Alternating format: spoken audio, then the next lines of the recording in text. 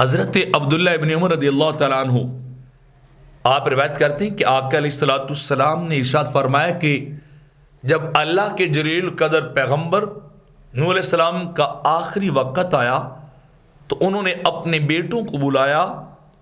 اور بلا کر انہیں نصیحت کی اور انہیں فرمایا کہ اے میرے بیٹے تم ہمیشہ لا الہ الا اللہ کی کثرت کرتے رہنا،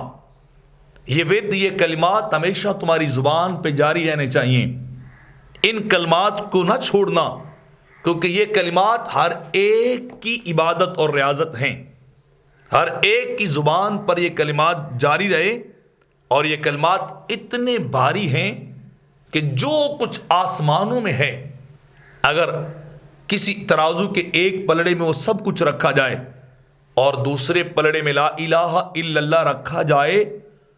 تو وہ آسمان کی ہر چیز کا وزن کم ہوگا اور لا الہ الا اللہ کے کلمے کا وزن زیادہ ہوگا۔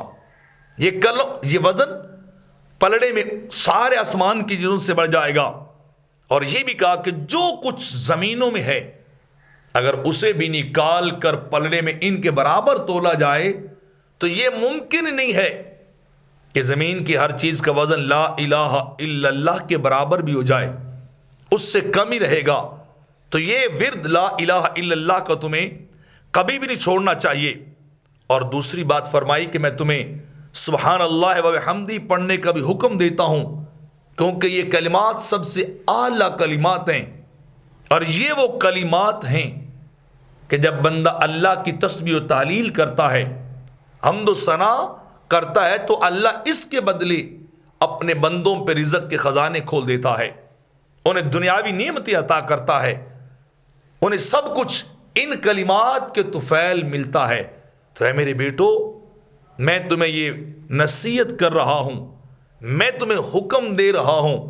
کہ یہ دو کلمات لا الہ الا اللہ اور سبحان اللہ و بحمدہ، ان کلموں کو کبھی نہ بلانا، ان کلموں سے رخ نہ پھیرنا، ہمیشہ یہ کلمے تمہاری زبانوں پہ جاری رہنے چاہیے۔